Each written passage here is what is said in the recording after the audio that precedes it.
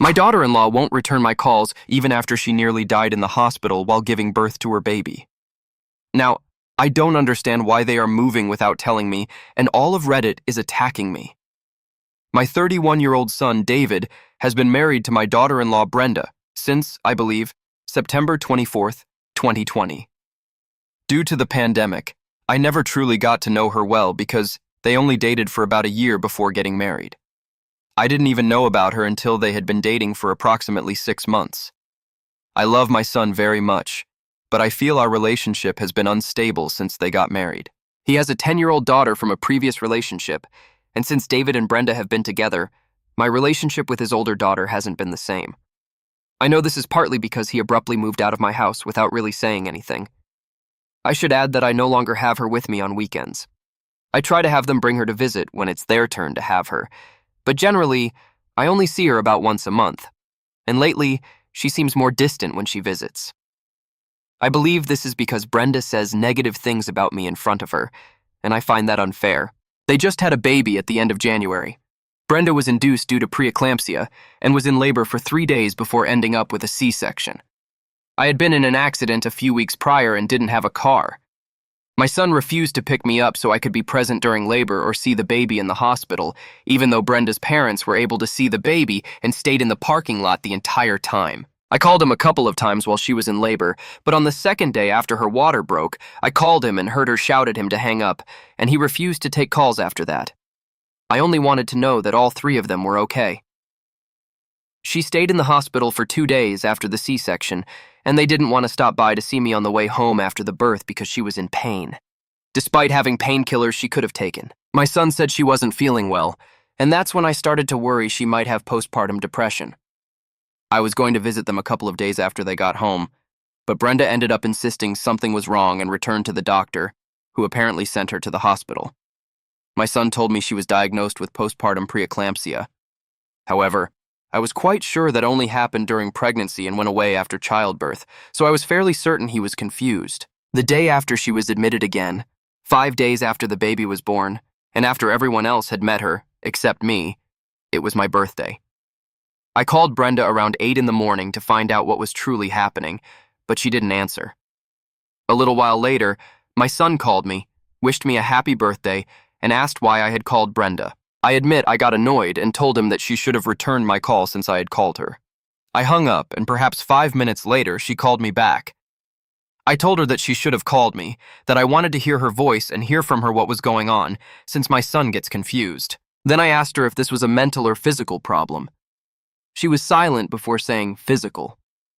I asked if she was sure, and she became somewhat sharp, stating that they had put railings on her bed because she was at risk of seizures and couldn't be alone with her newborn, so she was quite sure. I didn't comment on her tone because I assumed she was stressed. She was discharged the next day, and they stopped by to see me on their way home. I was at my daughter Sarah's house, caring for her 2 children, so I could see the baby. I offered Brenda some pillows to sit on, but she declined my hospitality, saying she was fine and felt quite well. My son claimed she essentially experienced both types of birth, first a natural labor, then a C-section. Although I knew that wasn't true, I wondered if she was experiencing some pain that made him believe that. 2 weeks later, my son picked me up and took me to their house to visit.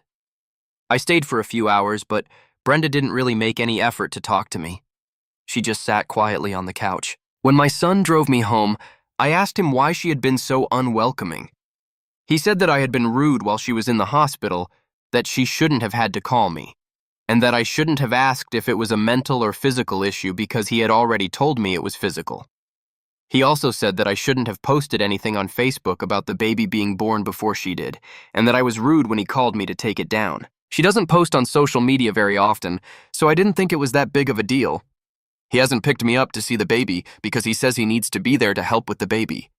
And they don't bring the baby to my house because he says the baby isn't allowed at my house. I told my son that I'm planning to quit my job to babysit their baby, but he hasn't even given me the date she returns to work, and she hasn't thanked me once for offering to do it. Overall, I feel like she's latching onto very small things and using them to keep me away from my son and my granddaughters. I want to have a relationship with her, but I'm losing critical bonding time with the baby, and it will be hard for me to forgive her for that, especially over insignificant nonsense that she won't even discuss with me. I really want to send a text, tell her everything I feel, and just clear the air. But I understand that there are probably cultural differences at play with all of this too, so I could use some advice on what to say. Commentary. Madam, if you don't get your head out of your rear, you won't be a part of their lives at all. You are owed almost nothing that you seem to believe you are owed. When it comes to their baby, they don't owe you anything. 1. Your son had 2 priorities while his wife was in labor: his wife and his baby. No, he didn't have time to pick you up or talk to you on the phone. Have you heard of a taxi? 2. She doesn't have to take a painkiller just so they can stop by to see you on the way home. How selfish of you. They did the right thing and went straight home. 3. Are you really questioning a medical diagnosis? Do you really think it's appropriate to ask her if it's something physical or mental? Are you out of your mind? Do you consider the last thing you asked her appropriate? 4. You're lucky anyone called you back. They are tired and learning how to care for their newborn, and that's after your daughter-in-law had a complicated birth and then complications. Nobody has the emotional bandwidth to put up with your sense of entitlement. 5. You inconvenienced your son, made him pick you up and drive you home. Again. Taxi, Uber, Lyft were better options. And then you complained that his wife, who was exhausted and still healing, was unwelcoming. I bet she was saying a lot of things in her head but was too polite to verbalize them. 6. Do they even want you to babysit their baby? Did they actually ask you, or did you just decree that it would be so? 7. You don't post anything about a baby on Facebook without the parent's permission. You were rude and out of line. 8. If you want to send them a text, send a sincere apology for being pushy, entitled, a nuisance, and promise to behave better in the future. Response to commentary. 1. I am a grandmother, and I deserve to be in my granddaughter's lives. I also deserve for my older granddaughter not to be turned against me. To say I'm not owed anything is incorrect, and the courts would agree with that. I love them both, so I don't want it to come to that. But I am owed that. 2. If he had come the first night before she was in actual labor, he wouldn't have had to talk to me. We don't have taxis, and Uber would have been way out of my budget. 3. She refused to take any painkillers once discharged. That was selfish. And I had food for them too, so my son wouldn't have had to cook. It wasn't just for me to see the baby. 4. No, I was questioning whether my son had the correct information. He has conveyed incorrect information before. 5. I understand that from their perspective after reading some comments. However, in my family, it's common to return calls no matter what, especially after having a baby. I see it's a cultural difference. 6. I cannot take Uber to where they live. If I could, I would be there every day. If that were an option, I would have done it without hesitation instead of making him pick me up. But Uber is not in their small town. 7. I told my son after overhearing Brenda telling my daughter Sarah about her difficulty finding reliable daycare without a year-long waiting list and how she was scared for her baby's safety. They won't have to worry if I watch her. It wouldn't be free, and my house is already paid for, so I don't have a mortgage. I don't plan to live with them. I had also planned to watch my daughter Sarah's 2 children, but we're not speaking right now, so maybe I'll get a part-time weekend job to supplement my income a bit, but either way, I'll be fine. 8. My son only said not to post photos. I didn't realize that announcing I was a grandmother again would be a big deal. Anyway, I already deleted it. I told my son I was sorry for hurting their feelings when he told me. I have always apologized to him when he has told me I did something wrong in her eyes, whether it was wrong or not. I never want to hurt their feelings. I want her to know that she doesn't have to run to my son. She can come to me, and I want a chance to explain myself to her. I agree that she seems to have no respect for me as her mother-in-law. It's very disappointing. I am astonished by all the people who don't feel that grandparents are necessary in children's lives and that I'm simply not owed anything. Without me, that child wouldn't be here, and I don't think she understands that. I wish my son had handled this differently. It feels like people believe children can be used as pawns when you disagree with grandparents. Update 1. I am seeking advice on how to obtain grandparent rights in Indiana. My son has 2 daughters with 2 different women. The oldest is 10, and he and her mother never married. There is no custody agreement, just an informal arrangement. The youngest is almost 2 months old, and he and her mother are married. I understood that any grandparent could petition for custody or visitation in the U.S., but as I'm reading it, I cannot unless my son is incarcerated or they are not married. Is this correct? What do I need to do to seek shared custody of my granddaughters? What do I need to build for a strong case? I already tried to resolve this without resorting to something so drastic, but his wife doesn't want to work with me. Editor's note. Commenters point out that she doesn't qualify for grandparent rights in this scenario. She saw them at Christmas, and they are capable parents. I understood that grandparent rights were for when a parent is preventing a child from having a relationship with grandparents. Visits would be no more than once every 3 months or once a month. I don't feel there's much of a relationship left with either of them to make it worse. So if I sacrifice a relationship with them to have a relationship with my granddaughters, that would be fine? Editor's note. Peoples are calling attention to her previous post and that she's angry because her son moved out. I cannot travel to where they currently are. If I could, I would be there as often as possible. I have apologized, even though I don't believe I was wrong. If she felt offended by something I said, I apologized. In reality, I don't think it should matter. Children are not used as pawns.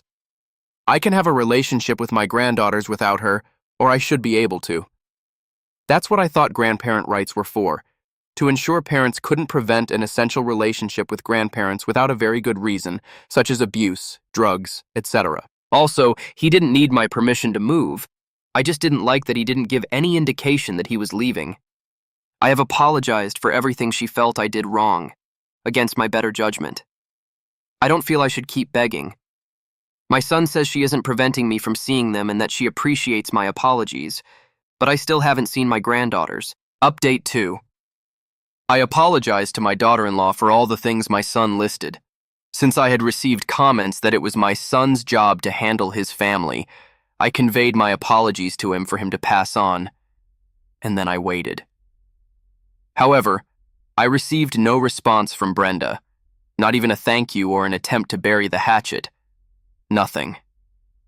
So last Friday, I booked an appointment with a lawyer to discuss grandparent rights, and I had that appointment on Tuesday. The lawyer told me I had a good chance with my older granddaughter, but that I probably wouldn't get anywhere with the baby. I filled out some paperwork to start the process, but on Tuesday night, I was questioning whether I was doing the right thing. I called a friend to talk it over and was seriously considering not going forward after speaking with her. Then, yesterday, I received this message from Brenda. I just wanted you to know that a friend told us you intend to pursue grandparent rights and also shared everything you've had to say about me. First of all, I haven't kept either of the girls away from you, and I certainly haven't kept David away from you. He is a grown man, and if he wanted to talk to you, he could. You haven't asked to come visit us since David picked you up. You can't expect us to read your mind or drop everything and come pick you up. We have a newborn baby, and we have our lives. I also haven't said a word to you about what happened during labor and postpartum because I don't have the energy to argue with you. David said you apologized, and I told him I appreciated it, although it wasn't a real apology. You apologized for what you did to hurt my feelings, not because my feelings were hurt. I don't have time for your drama. To be clear, what you said was absolutely disgusting. I almost died. It had nothing to do with my mental health. Since you decided to pursue grandparent rights, we will have no direct contact with you. All contact will have to be through our lawyer. I have removed you from my Facebook. You are not allowed to post any photos you've been sent of my daughter on social media. And my older granddaughter's mother feels the same way about the older granddaughter. We intend to draft something and send it to you from our lawyers by the end of the week regarding this and the cessation of contact with us. I assume we will be notified of your visitation papers this week. Also, you will not receive photos or calls from now on. In fact, you will be blocked. I also hope you realize you are going to lose this case. Your house is not suitable for living, and you would have to be able to pass a drug test. When you lose, we will not resume contact with you. You lost your chance to be a part of our children's lives by deciding to go for the most nuclear option instead of simply communicating with us. I tried to reply and tell her that I no longer wanted to go through with it, and that I reacted out of anger. But she didn't answer messages or calls, so I guess I really am blocked. I called my son to tell him about the message she sent me, and he said he already knew, and that it was much kinder than what he wanted to send me. So that's where I am at this point. I'm going to show the message to my lawyer to demonstrate how unwilling she is to forgive and work with me, and hopefully, it will be resolved quickly so I can at least have visitation rights with my older granddaughter. Edit 1. I don't appreciate the unpleasant messages I've received, nor the flood of cruel comments. I admit I made a mistake, but now this is my only option. It's clear that most of the responses on Reddit come from young people, not my generation, because I've received different responses in other online support groups from people my age who are also grandparents, many from my own culture. Edit 2. She says I would have to pass a drug test. I use medical marijuana to help with a chronic illness, but it's still illegal where I live. I'm going to quit it completely, as this is a possibility of getting into trouble. My daughter, Sarah, and I usually reconcile in a few months. I'm not worried. She is also more capable of mothering her daughters than my son's wife and the other mother. This is because they need better cultural examples. For example, the older daughter's mother is also not of our culture and race, and her hair is very different from her daughter's. She has no idea how to care for it. It's always a mess. My daughter-in-law has taken some initiative in styling and fixing it, but she's still not good at it. The girls need someone who can teach them to handle basic things like caring for their skin and hair. The older one's hair is something I've encouraged them to let me manage long before my daughter-in-law came into the picture. Not caring for a child's hair is a form of neglect. My daughter, Sarah, knows how to do these things because her hair and skin are much more like theirs, and she can handle them with her own children. Regarding why I can't go, there are no taxis, no bus. Their town has about 3,000 people. It's about a 30-minute drive, so I can't walk or bike. I don't feel I deserve to be treated better, but equally. We are both equally important in my son's life. She is obviously more important in her daughter's life now, but without me, that baby wouldn't be here. I would drop the grandparent rights case if I hadn't been cut off. I reacted out of anger and desperation, but now it's the only option since I've been cut off. Editor's note. Some people pointed out that there is a post that appears to be from the daughter-in-law's perspective, but the OP of that post asked for it not to be shared again. It was also deleted. However, some highlights include: the mother-in-law threatens suicide because the whole family has turned their back on her and won't let her see her granddaughters. She is admitted to psychiatry for 72 hours and discharged. The mother-in-law called social services and said they were starving and neglecting their baby. Social services had to show up. The mother-in-law also says the OP is holding her husband hostage, and the police show up. Luckily, the police and social services see that nothing is wrong and all charges are dropped. The OP says she and her husband are going to try to move. Update 3. Editor's note. This is being made from a second account where she posts information that has many similarities.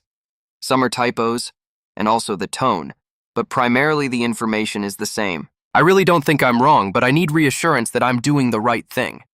I, in my 50s, have a son, David, in his 30s, who is married to Brenda in her 20s. They have a 4-month-old daughter, and my son has a 10-year-old daughter from a previous relationship. Brenda and I had a conflict after their baby was born, and my son and my granddaughters were caught in the middle. The conflict happened in March, and I know I did and said things I'm not proud of. And although she hasn't apologized, I'm sure she feels the same way. It would be too long to tell the whole story, but at the most extreme point, I did consult a lawyer for grandparent rights.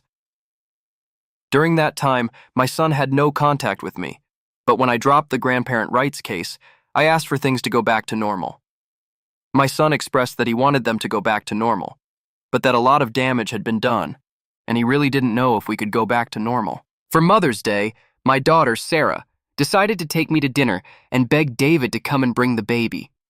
The older daughter was with her mom. David finally agreed on the condition that it wasn't on Mother's Day, and he, the baby, and Brenda went.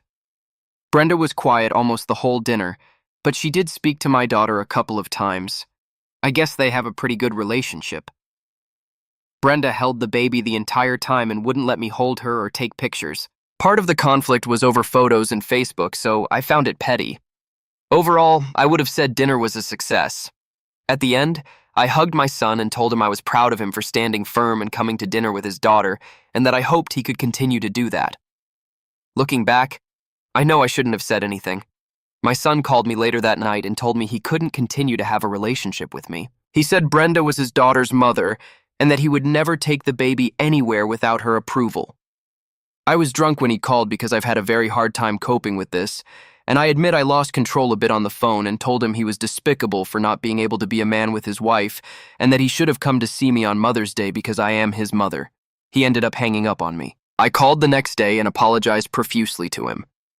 I know what I said was wrong, and I told him I want a relationship with him. He told me he couldn't do this with me anymore.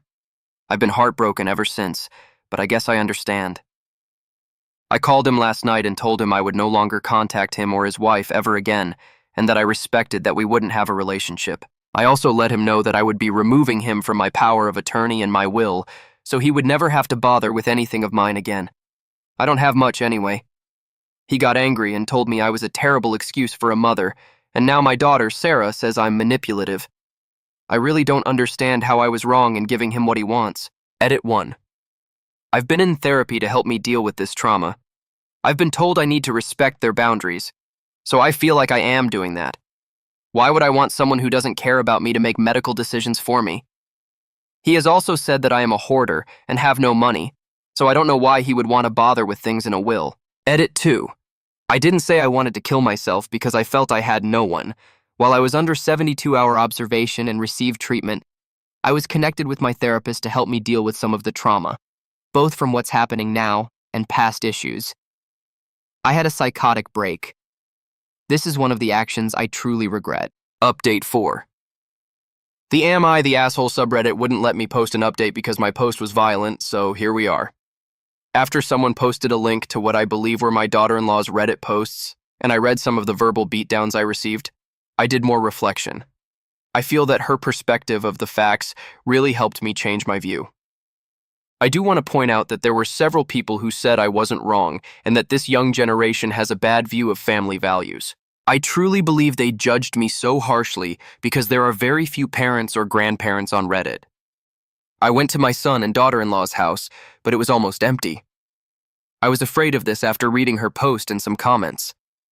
I found the listing, and it's been posted for almost a week and is currently pending, but I can't find where they moved, and all the photos are of the almost empty house. I suspect they bought it under an LLC, so I'm currently trying to figure out how to find the LLC's name and then find the house. I spoke with one of their neighbors, and they said they moved most of their things out in early May, so my son kept this from me for quite a while and didn't even bother to mention it at dinner. I had a meeting with my therapist to help me with this, but I'm still a mess. My son just disappeared. I know everyone here is looking at my small 3,000-character limited posts and my daughter-in-law's long complaints about me, but my son wouldn't do this on his own. His wife is absolutely manipulative, but it doesn't change the fact that I handled everything wrong and pushed him further away. If I had sought a relationship with my son and my granddaughters without Brenda, I don't think I'd be here.